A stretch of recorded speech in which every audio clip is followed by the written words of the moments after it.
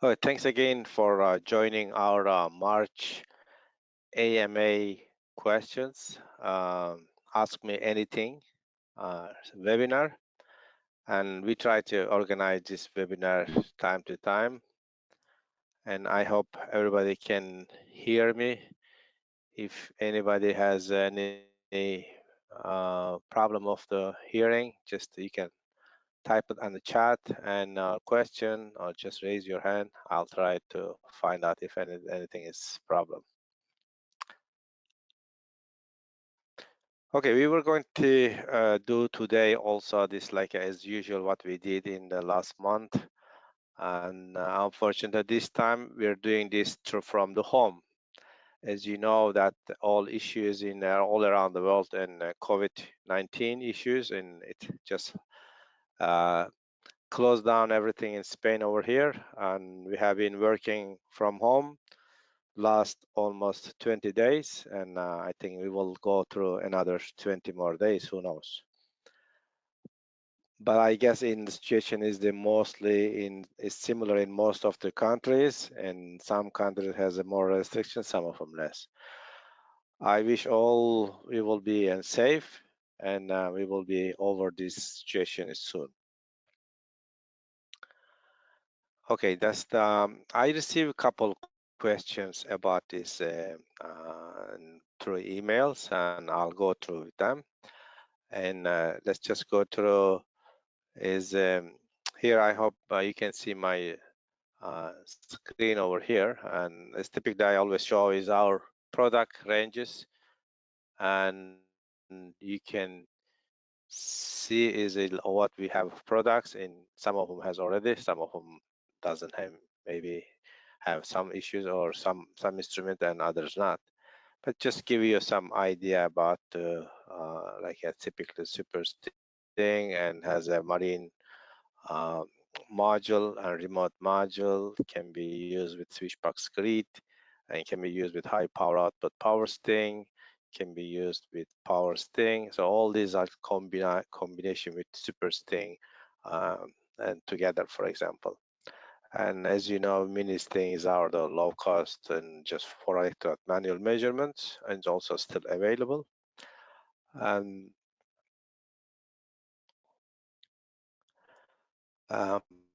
part of that, what you have is Erdimiger 1D, 2D, 3D software.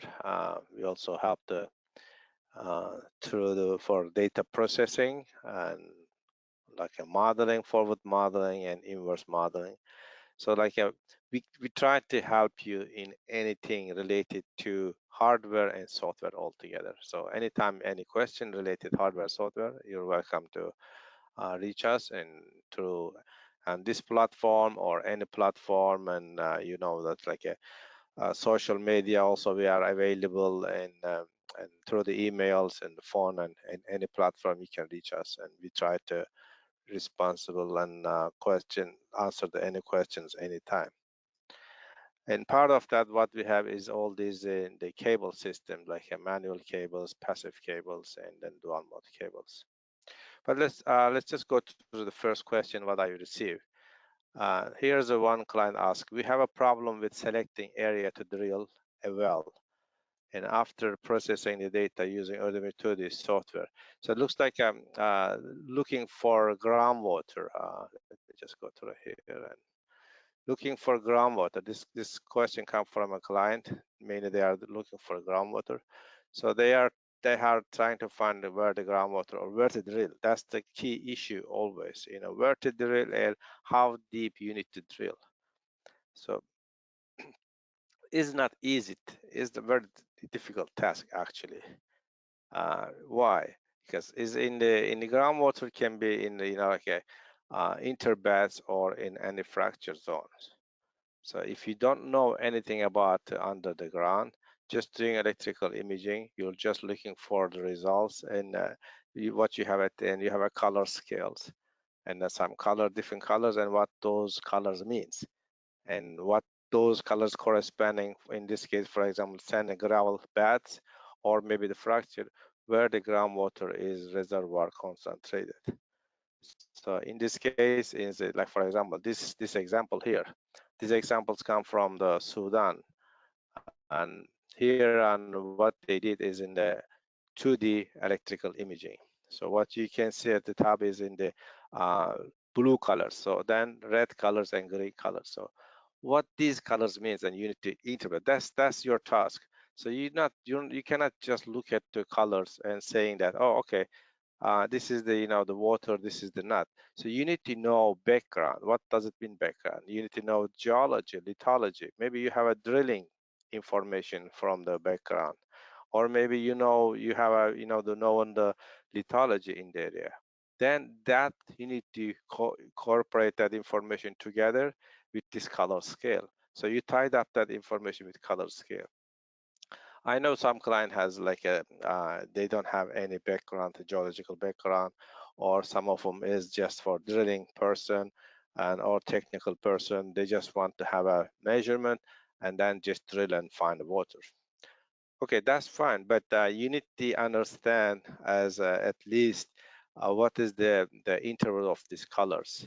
Here, as you can see, is for example, at the top, what I said is blue. So the blue color is here is between 10 ohms or about 9.8 ohms to about 40, 50 ohm meters.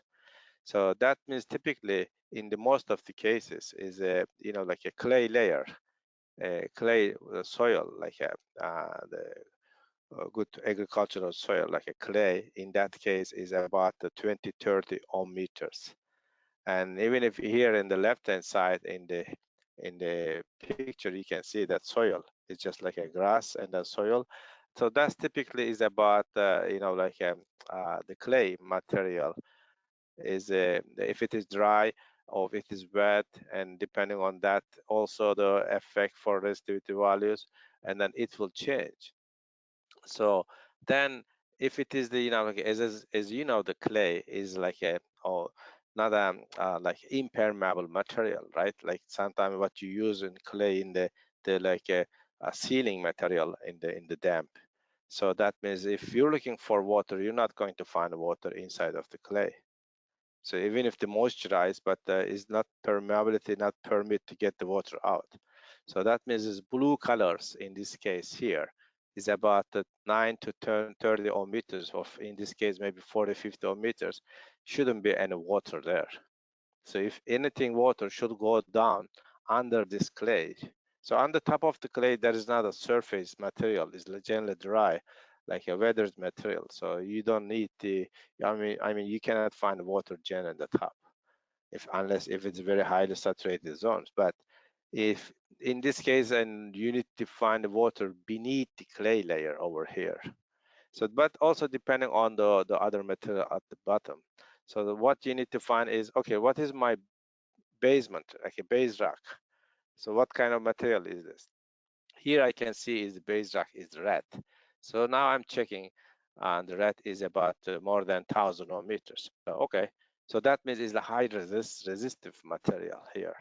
So highly resistive means in this red area, I cannot find water either. In this case, in this particular cases. So that means is the water, if there is a water between blue and red. So that means is like a base rock is the top of the base rock and then beneath the clay. So that remains over here about 150 or 200 ohm meters, all the green zones. So that's like a typically where the groundwater can be.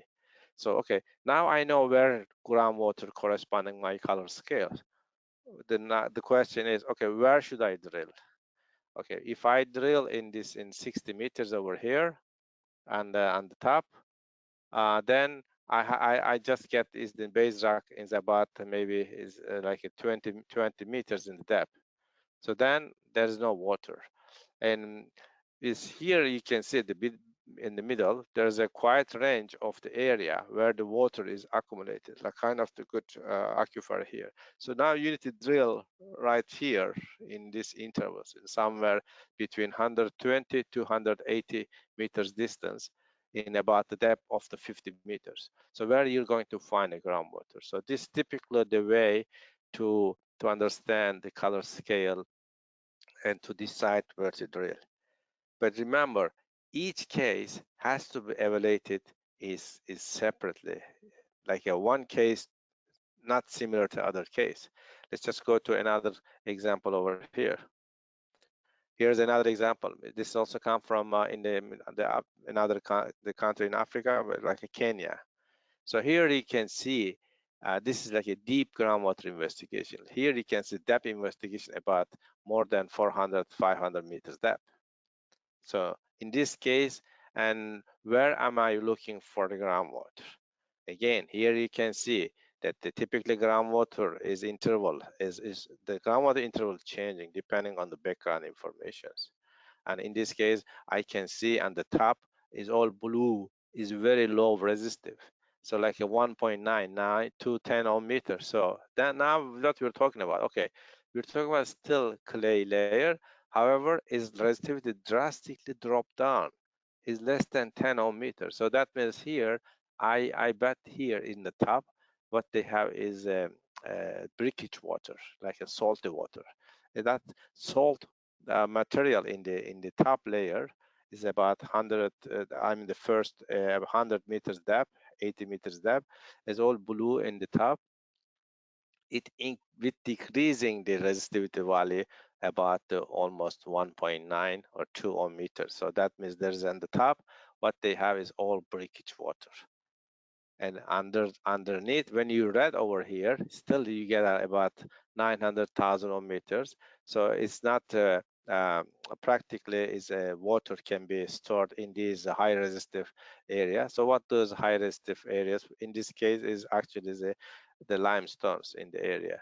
So that means that in these limestones you don't have it in the groundwater. So what you need to drill in this in beneath this red area. So what is the easiest way to drilling area? I can see this red is its discontinuity in the middle about 700 to 750 meters in the on the distance on the surface. There's a like kind of the discontinuity and red, another discontinuity on the about 1,120 meters. So this is what we call it here fracture. So that means the red material is limestone is not continuous. So that means this continuity, it gives us to there's a fracture location. So in this case, and this fracture location where we should drill. So when we drill in this fracture and when we reach the green area about 50 ohm meters in this case, and we can reach the groundwater in this area. So this is typically where you can get this kind of the groundwater. So this is another example. Again, is this fractures here. Okay. Here, like you can see, resistivity values now is blue. So now they are looking for digging the water in this area, in this about this the very low resistive area. So still they have got the fresh water here. So here you can see that the resistivity value is giving me fresh water. And an earlier example, I don't get that same resistivity value is fresh water. So then you need to evaluate each case separately. That's what I'm saying is you have to look at for every case separately because resistivity values is not like a fixed value corresponding one material. So I cannot say, oh, 50 ohm meters is groundwater. No, here on groundwater, I'm getting about 200 ohm meters. Here I'm getting groundwater about 50 ohm meters. Here I'm getting groundwater about 20 ohm meters. So it's all changing. And here I'm also getting about groundwater is the fractures at about 100 ohm meters. So it will help resistivity imaging, 2D imaging, especially 3D imaging, then it will help where possibility is locations of these in the groundwaters in like a fracture and then or the bed, and then you can decide where to drill. And of course drilling will be uh, the last point is to confirm is in the what you're interpreting. So interpreting is not easy. So that you need to be. It's sometimes it's easy when you get the doing the same place area is more of the same thing. It will be everything will be similar in that case, but still that. And some people confuse in same places they are doing same kind of study. They think all geology and lithology is same in everywhere. No, even if sometimes you go maybe 100 meters away, everything changing drastically sometimes because in that area maybe more fracture area or lithology changing, and then that's why you need to evaluate it separately for each cases. Okay, here's the client from Sudan. he's asking Sudan Kordofan region. We have area of about 40 times 70 kilometers square lie under the basement complex, and due to mineral, most of the geophysical results get dry zones or high saline water. So the new technique, is it possible to help us solving this problem interpretation by using software? We lead great depth more than expected is there, especially in contact zones between basement and the Nubian sandstones. Okay, this is, and I understand this is for mineral investigations, and you're looking for the sometimes the basement, and because here you're saying complex basement, and for mineral, I bet this is for metallic mineralizations, metallic like a copper, gold, iron, like a sulfuric mineralization investigations. So in this case, what we need to do, if you're looking for metallic mining investigation, you need to do resistivity and IP. Okay, so in this case, we need to get the measurements, resistivity IP measurement, and then with this resistivity IP measurement, it will we need to evaluate together to do resistivities and then chargeabilities. Okay, so what you have is what you do is in resistivity IP, you just here's the typical like a waveform, like and when you turn off the current and on the top, first you turn on the current, right? So we measure resistivity on the top. When we turn off the current, and then we measure the chargeability. Here's the transmitter of time. So then we get these chargeabilities. So that chargeability has to measure. So when you do IP measurement, resistivity IP metallic minerals investigation, you do resistivity IP measurement. Okay, so then at the end, what you have is on the top in here, examples here, like a Burkina Faso gold investigation. On the top, you see resistivity section in the bottom, and then IP section. Okay, chargeability. Here's the two lines, and on the top is the first line, and the bottom is second line. So, okay, the resistivity gives you is let's say you're looking for base map, right, or whatever structure is under your investigation area.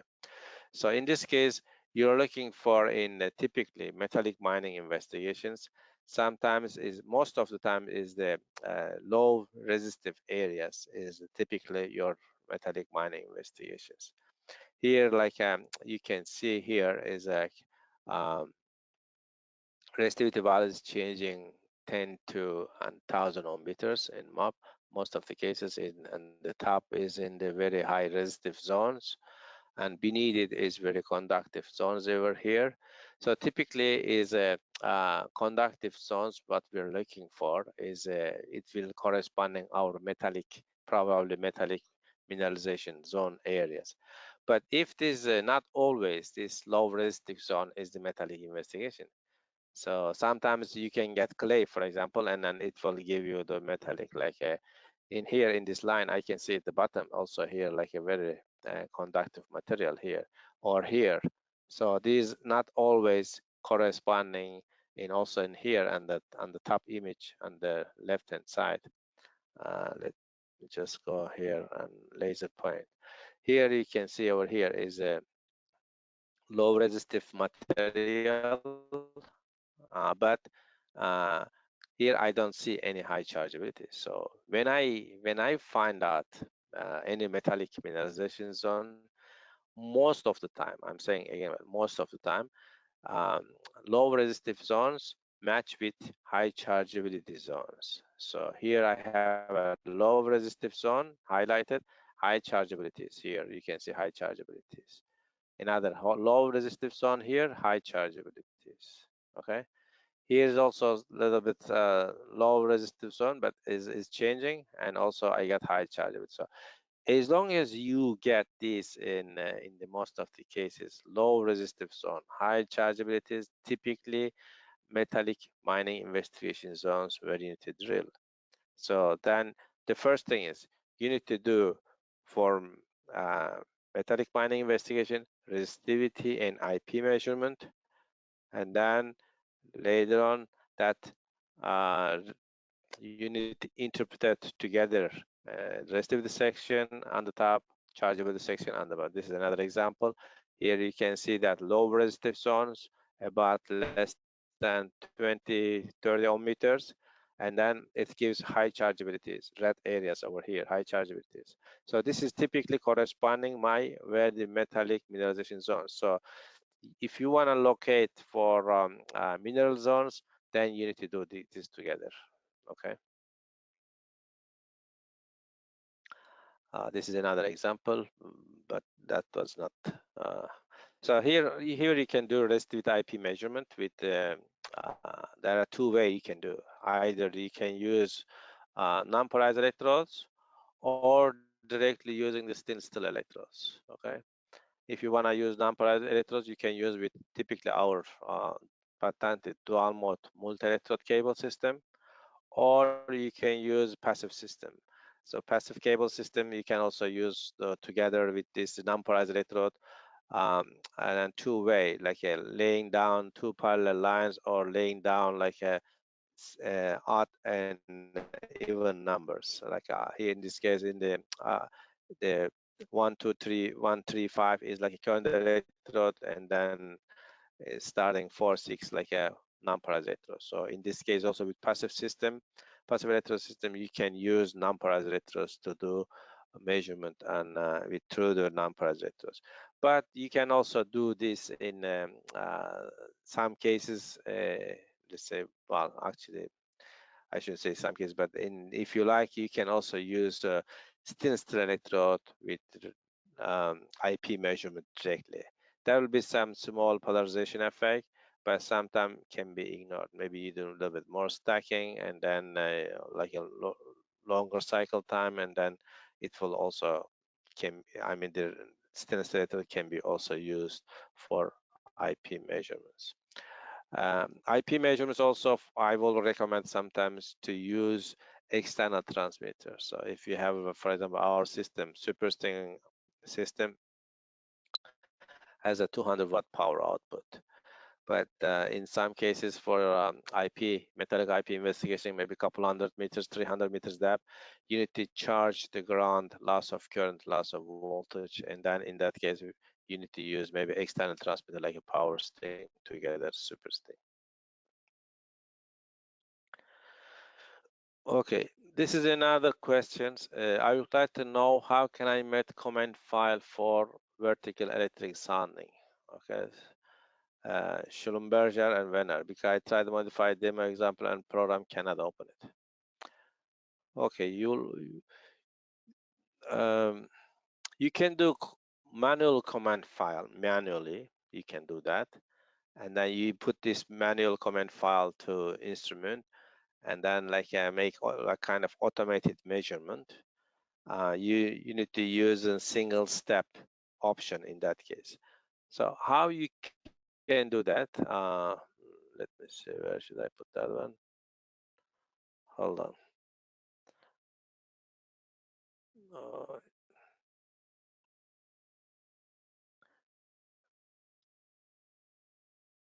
okay, here you go. Okay, I put in here is like a comment file. Okay, here as you can see, the comment file is in let me just choose laser point here.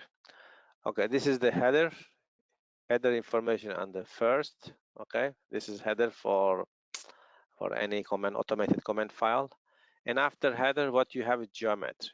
Okay, so you need to create a geometry first.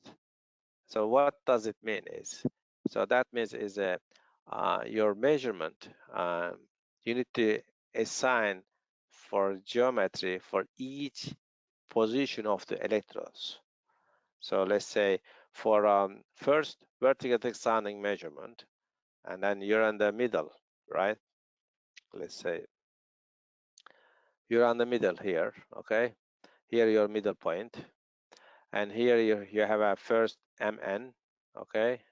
Here MN, here's an AB, okay? A and then B, okay? Based on this 0 point, and you need to assign what is my M, A, M, N, and B electrode location. So from here, 0 point to here, and the first is minus, for example, -5. This is M. Sorry, uh, here this is the -5 here, okay? Here is the first electrode A. And then 2 is B locations, okay? Here's like a 5. Here from here to here, 5 meters. And then later on, electrode number 3 is M location, -1. And then electrode number 4 is the 1 is here, 1 meter here, here -1, okay? So this is typically geometry you need to start putting. So my first measurement, I will use this first 4 electrode. Then I'm going to put it here. Okay, next measurement. Now I'm moving to A and B location to -6 and +6, so 1 meter away. Okay, then, and I'm just changing A and B location, but MN location is same. So now I need to create another position of this. So then you keep doing this geometry, preparing geometry for each location of the electrodes, okay? The first step. Once you do that, and everything easy. And then later on, on the bottom, you can see here my measurement. So where is my electrode A? 1, B is 2, and then M is 3, and then N is, in this case, I put it over here, 4. So then if I'm using mix 2, then I will use this way, okay? So it doesn't matter, you have a 8 channel, 6 channel, 4 channel, 2 channel, or 1 channel. So it will work, it's just 1 channel, everything. So this is my first measurement comment. My second measurement comment is this one here. I'm using electrode number 5, 6, 7, and 8. 5, 6, 7, and 8. So this is the way you prepare. You can prepare this in Excel, for example, easily, because all the numbers going, or you can just any editor, you can do it by hand. So once you prepare this hand, because you prepare it once, then that's it's ready. Then you just put it in like automated measurement mode. You don't have to do manual in that case, so you can just go automated mode, and then you need to go to menu 6 4 and menu 6 4 1, and in that case you need to change also the measuring setting in single step command file mode.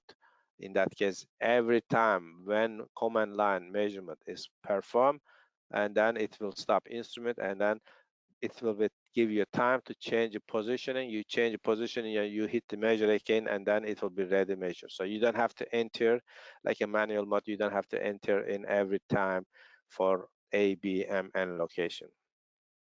So then it will be ready to do. So if you need to prepare such command file, just let me know, send me email, and just give me your if you cannot do it yourself, just give me how you want to do it for Schlumberger or Wenner, whatever you prefer, and how is going to be your expansion of these movement of the electrodes. Then we can prepare it for you also. Okay. Okay. Another question: how to create command file by using AGI application? Okay, I don't have it here now. Is to show you I mean, I have it here, tablet, but I don't know how to make this to show it through here. But what I did is I have we have here help desk, and from web page, and let me see, you're seeing right page. Okay, and here what you have is in help desk. You can find many information is help desk here. We create this help desk to, you can like 7 days and 24 hours, anytime you want, you can just connect here. You can find lots of information. Here's like how to create command file. Is this command file creation is similar to the application, an Android application we created is similar, more or less similar, and you can do the same way. You can check over here. There's also, we created the video, and this video you will see how to make all these command file through the command file, the SS admin software. But again, this is the similar to what we have in applications. Okay, like here's similar things.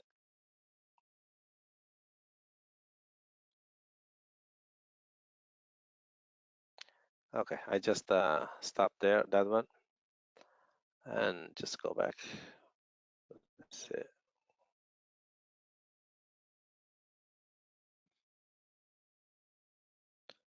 Mm,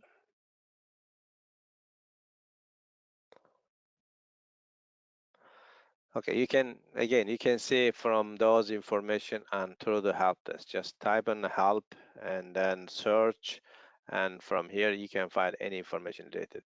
So again, this is typically to, you can find this too on the help desk. But excuse me, I can also show you, I think, another one. Uh, okay, here is the how-to videos what we have also. Uh, we try to put many videos, but we're still and the processing and sorting out all many videos, try to put it together. But so far, not every video what we have is available. But if you need anything, just let me know. We have some videos we can share through separately. Let me go back over here. Uh, okay, I tried to do. Okay, I tried to find this. Sorry, the question. Okay, how to create command file by using application. So again, this is similar. You can do it to administrator. As you know, how to create command file by using administrator is similar to AGI application. If you have any still a problem on this, just let me know. I can do it online, and when I prepare this to application, and we can show it to share the screen together. Uh, how to transfer data superstring to our laptop. Okay, there are two ways to do that. If you have a Wi-Fi version, you can use application, and then from the application you can just to uh, download the data. But if you're using the SS admin software, administrator software, and then you can just need to connect to let's say serial port, and then you need to be PCCom, okay? And then you need to be in the main menu.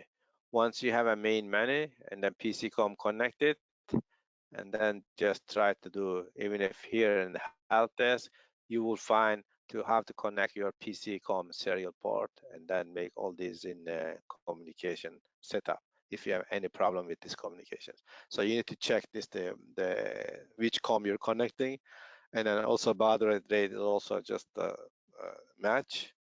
And when you do like any trouble, just try to reset your instrument by menu 6 for general setting, for default setting, and it will put this baud rate to 8,400.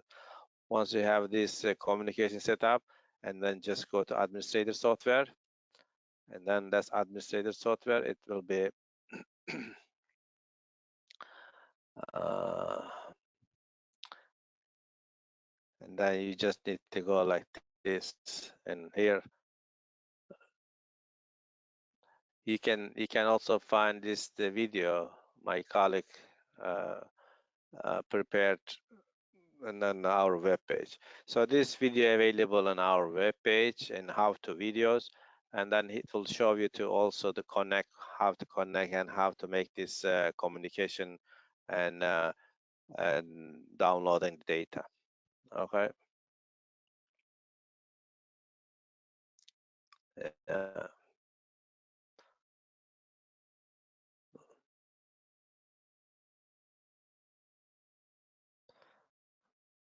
okay, this video is available in on our web page. You can just go through that one also. Okay.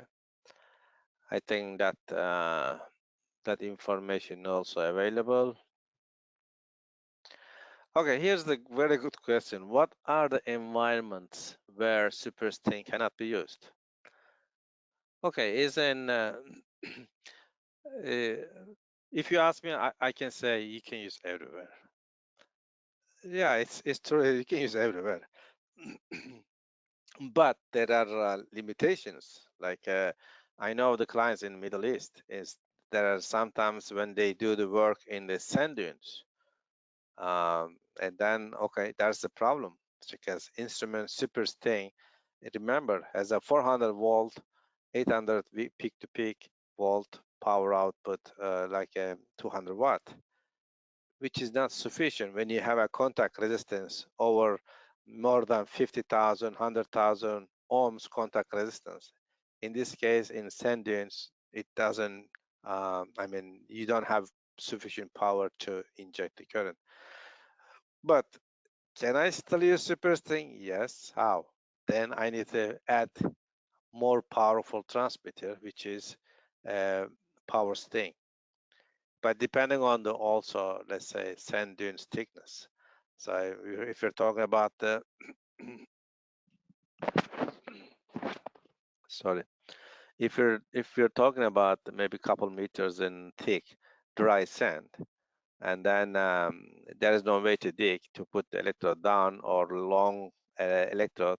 So in this case, in super sting cannot be injecting. Then I can use power sting, and depending on this case, in maybe 5 kilowatt, 10 kilowatt, or even a 15 kilowatt power sting can help me to inject more current. I mean, in this case, not current, is in this case voltage, because when you have a very high contact resistance like a sanders, we need to inject high voltages. Like with power sting, we can design power sting and like a 1000 volt, 2000 volt, and also like in extreme cases, we can go 3000 volts. But as in normal cases, what we put is 1000, 2000 volts. So in such cases, yes, you can use super sting with power sting together. Maybe in that case, power sting is like a 2000 volt voltage output can permit to inject, I mean, they push the high voltage in the ground, and then you can use it. Yeah, of course, if you are just supersting, cannot use it. I mean, there is a limitation. So that means it's not like an instrument limitation, it's like a contact resistance. As long as your contact resistance is lower down, is maybe, let's say, uh, less than 5, which is recommended, 5,000 ohms, and then you really get good resistivity data. But I got some clients in they did like a I mean, like a couple months ago, I got a client example from South Africa. They had a very high contact resistance. I think if I remember right, and about more than 35,000, 30,000 ohms contact resistance, but they got good data. So depending on also the what you're studying, where you're studying, you may get it sometime, but sometime you may not get it in such high contact resistance environment. So that's like that's one of the environment I will consider, and superstring, not only superstring, but any instrument in that power range, it will not work to get a good result. Um, there is one cases in sometimes what you do is in those clients in Middle East, they know very well, they try to do that in the day before, and sometimes the couple days before they go to field, and then they make a hole in the field. They use like a very large electrodes, meter long, more than meter long rod, and put in the like a sandwich and pour lots of the bentonite solutions, and then leave the bentonite solutions is in the uh, drained inside of that sands in overnight or over a day at least, and then go on next day they able to inject current and get measurement. So there is a possibilities, depending on the area. You may do it, you may not do it, but not always. I just go and stay go place, and I got a high contact resistance, and then you may get a problem. Yeah, that's for normal. So that's the one thing I can consider that environment. But part of that, I think supersting it's is very well known. It works everywhere. I mean, the most drastic cases for resistivity instruments is to performing a measurement in the salty water, like a hypersaline water environment. So most of the instruments fail in such environment, hypersaline environments. Like hypersaline environment, like again, is the Middle East areas and also the Florida areas, and there are very high hypersaline zone areas, and super thing works very well. So we're really proud of that for our super thing work in such extreme salty environment. But I know many our competitors instrument doesn't work there.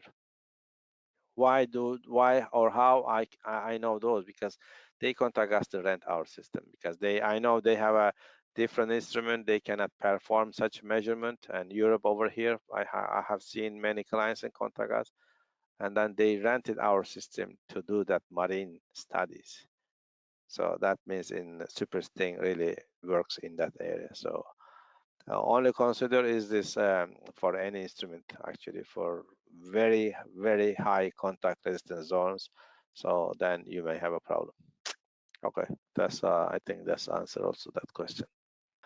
How is possible to use the same color scale measurement made in the same area but with different electrode spacing? For example, 56 electrodes with 6 meters, 3 meters, 1.3 meter in the urban area. Okay, let me try to read one more time. I'm, slow processing person, so I gotta read twice. How is possible to use the same color scale for measurement made in the same area but with different letter spacing? Okay, so the question is for different electrode spacing has a same color scale. Yeah, but the color scale is shouldn't relate it with electrode spacing. So the colors, I mean, the electrode spacing is related with your depth.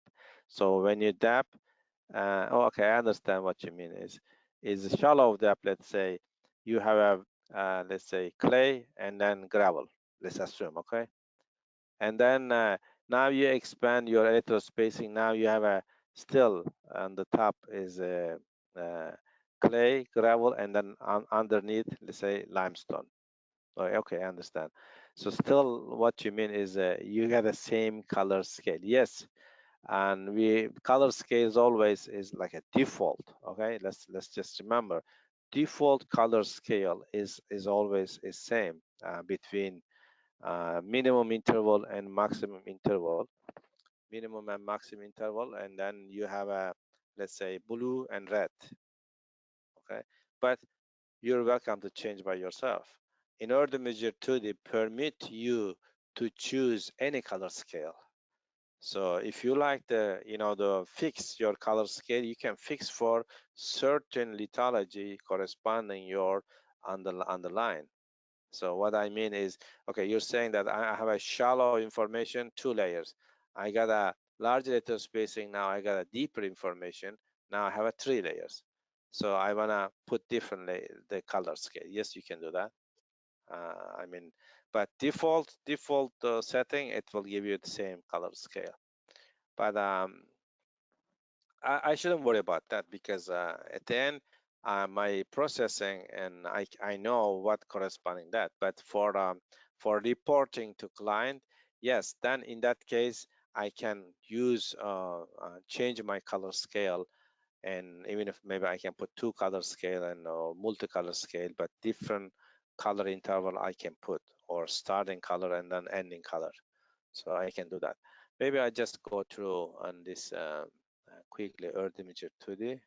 Okay, I'm going to just read inversion output. Let's just go through.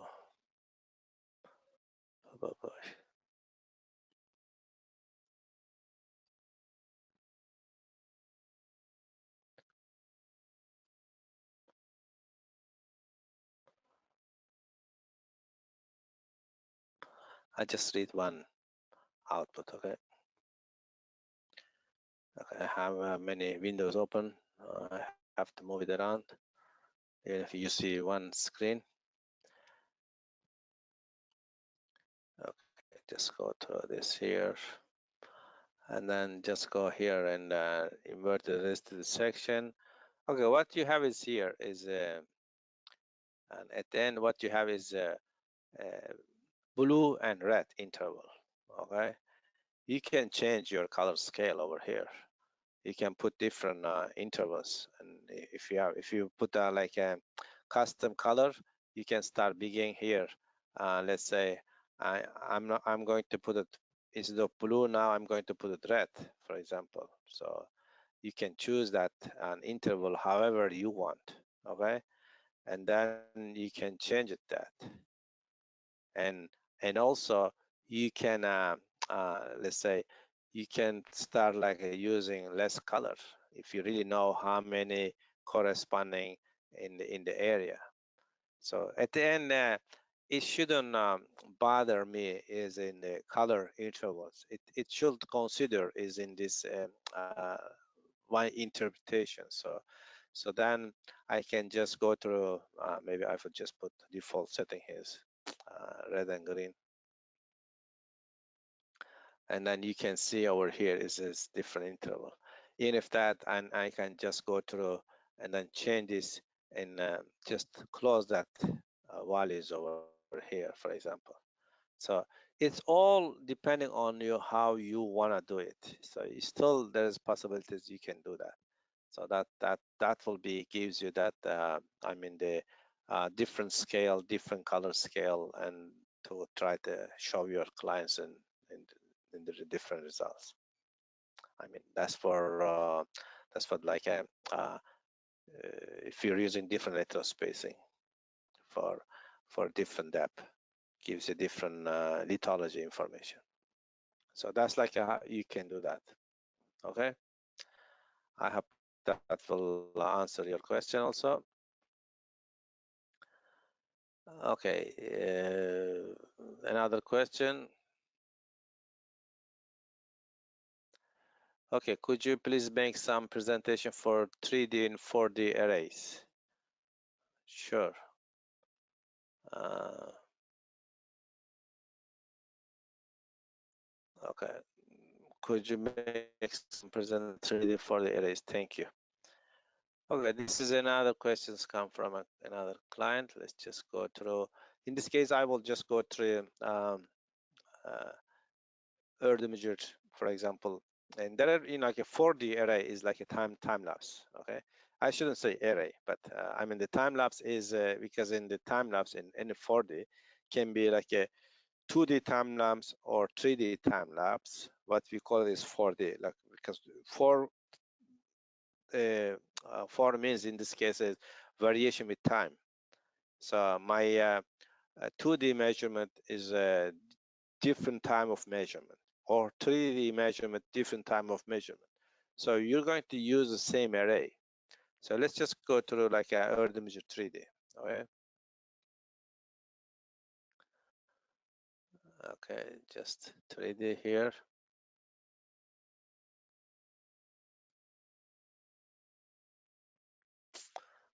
Okay. Here's like a just go command creator, typically how you do 3D array. Okay. Let's say how many electrodes you're using in 3D. Let's say I'm using 56 electrode, okay, or 84 electrode. Okay, how many electrode I'm going to use in X direction? Let's say I'm going to use in 4 electrodes. How many electrodes I will use in Y direction? 21 electrodes. So what will be my electrode spacing? 2 meters. What is my Y direction electrode spacing? 1 meter, for example. Okay. So what I'm putting is the 4 lines like this. Okay, from starting 0 here, going to up 1 and 21, 22 like this. Sorry. It's not like COVID, but it's just tossed. So don't be afraid. Okay, here's the like a 4 lines, and so that's like a it's same thing in 2D. Like if you have a 2D line, it's like a 2D. So like a command line, say command file or command for the 2D or 3D will be same when you do time lapse. So that means is in this case I'm going to create a 3D. So then just after the geometry setting, and then I can just go through choose any array. For example, here mixed dipole gradient, radial dipole dipole, or pole dipole dipole dipole, for example. Okay, and including this, if you want to collect the data along the line, only electron, no cross string, you can use no cross string data, just along the line. Like it looks like you're doing parallel 2D line. Okay, electron spacing 1 meter, line spacing 2 meter. This is perfect for parallel 2D lines also. So just create. Okay, so now we created 888 data points, and then it will inject 214 when we use superstring R8. Okay, and then just save the command file, and then that's it. So I'm just going to put in here. So it's done. So when you have a 2D or 3D command file, you just use this in and different time of the measurements in time interval measurement and same command file. So for like a 4D, for time-lapse inversion, you need to use same command file, okay, to make sure that, because what you're looking for, variation with time. So how my resistivity distribution or contaminations or any variation you're looking for, salt water intrusions or anything, you're looking for how everything changed with time. In that case, I need to use same electrode location, same command file to be able to observe and those changes with time. Okay, so for time lapse and 4D, you don't have like a different command file. So same command file, 2D or 3D, then you need to use over and over again with different time interval on measurement. Okay, that's all you need to do. Okay, there's another question. Is Erdemir 3D, can you calculate the volume of anomalies? I don't mean complete model. Volume of anomalies, sure. Let's just go through, since we're here, Erdemir 3D. I'm just going to read. Uh, I'm just going to read over here. Let me just remove this question from here, from my. Uh, just close this. Okay, I'm just going to read one inversion output. I hope I have some inversion output here. Let's see. AGI, RWD 3D demo. Let's see, dipole gradient. Where? Dipole gradient. Do I have it? Okay, I have some result over here. Okay, just go read this inverted resistivity model. Okay, this is my inversion model. Okay, question is how you calculate the volume, right? So when I have this volume, you can see here total volume is 503.7 meter cube. Okay, that's my total volume. Okay, now I'm interested in this high resistive areas. So I will not calculate this. What is the volume of the high resistive anomalies? So I just go through here and then color contour window. Either you can see also then here under the tool, sorry, but just typically just go over here and then you can choose opacity. Okay, color and contour properties, opacity. Now I'm going to turn off all these low resistivities. Okay, just with left mouse button you drag it and then under here, and I said okay, over 1,000 and more or less 1,000 ohm meters and up I will be interested in, and apply. Okay, okay, here's my volume here. This is my anomaly. Okay,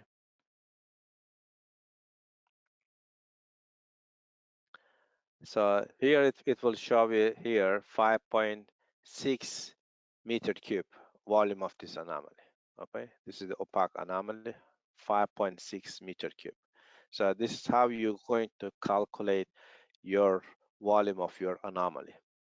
So if we're reservoir estimation or anything related to even if the aggregate mining, sometimes you need to know how much material you need to remove, and then in this case you're not interested in this, you're interested in others like opaque volume. So in order to get this, I need to dig all around, so that how much material I will need to dig all around 498 meters cube. So that's how you're going to calculate it. Okay, I hope that's also answer your question.